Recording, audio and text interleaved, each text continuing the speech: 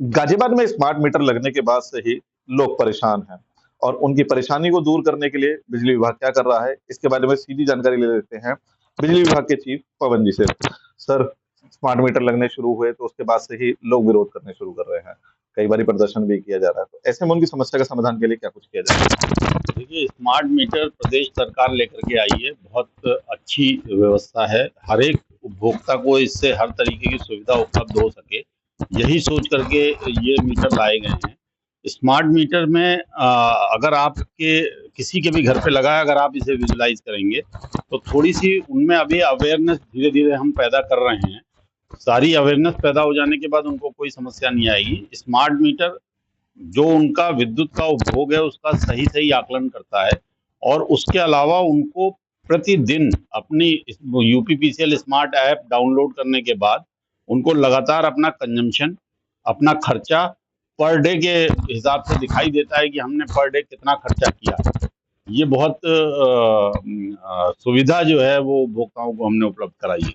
Sir, लगातार लोग ये कह रहे हैं कि उन्हें बिना बताए प्रीपेड कर दिया गया है, जबकि उनका कनेक्शन पोस्टपेड चल रहा है। प्रीपेड मोड पिछले दिनों सीए ने जो गाइडलाइन इशू की थी उनकी वजह से किए गए हैं, और प्रीपेड मोड में ऐसी कोई समस्या नहीं है। इनिशियली जरूर लोगों को लगता है कि जो बकाए, हमारा जो पुराना बकाया है उसको, क्योंकि ये पहले से पे करना पड़ रहा है, तो उसमें कुछ अमाउंट अगर पहले से पूरा भी नहीं पे कर रहे हैं तो लगभग 10% या 20% के बीच का अमाउंट उनका जो है वो प्रीपेड बैलेंस में से उनका प्रीवियस एरियर के लिए कट जाता है, इसलिए उनको लगता है कि थोड़ा सा दिक्कत है। लेकिन प्रीपेड मोड एक बहुत अच्छा मोड है। हम लोग मोबाइल यूज करते हैं, अगर हमसे कोई कहे कि आप पोस्टपेड करा लो तो हम कराते नहीं हैं। इसीलिए नहीं कराते हैं क्योंकि हमें उससे ये सुविधा मिलती है कि हमें पता है कि हम पर डे कितना खर्च कर रहे हैं। एक तो समस्या ये भी बताई जा रही है कि जैसे किसी का कनेक्शन कट गया, तो उसके बाद उसने रिचार्ज भी कराया, तो काफ़ी देर बाद लाइट आ रही है, ऐसा भी कुछ है? ये शुरुआती प्रॉब्लम थी जब कनेक्शन कटने स्टार्ट हुए थे उस समय, क्योंकि कोई भी सिस्टम अगर आप नया नया लागू करते हो तो दिक्कतें आती हैं। लेकिन आज की डेट में ऐसी कोई समस्या नहीं है। जो भी उपभोक्ता अपने बिल का भुगतान करता है, उसके भुगतान के आधे घंटे के अंदर अंदर में उसका संयोजन सामान्यतः जुड़ जाता है।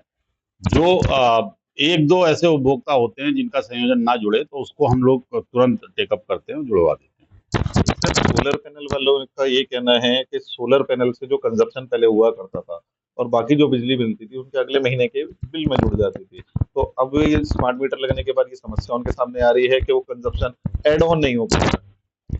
उनका जो भी उन्होंने बिजली विभाग को जो अपनी एक्स्ट्रा यूनिट प्रोवाइड की हैं, जो उनकी जितनी भी बची हुई यूनिट हैं, उनको एक साथ इकट्ठे करने के बाद उनका एनुअल रिकंसिलिएशन हम लोग करते हैं, वो अभी भी होगा, उसमें उनको कोई समस्या नहीं आएगी। यदि होगी तो हम लोग उसे दूर करेंगे।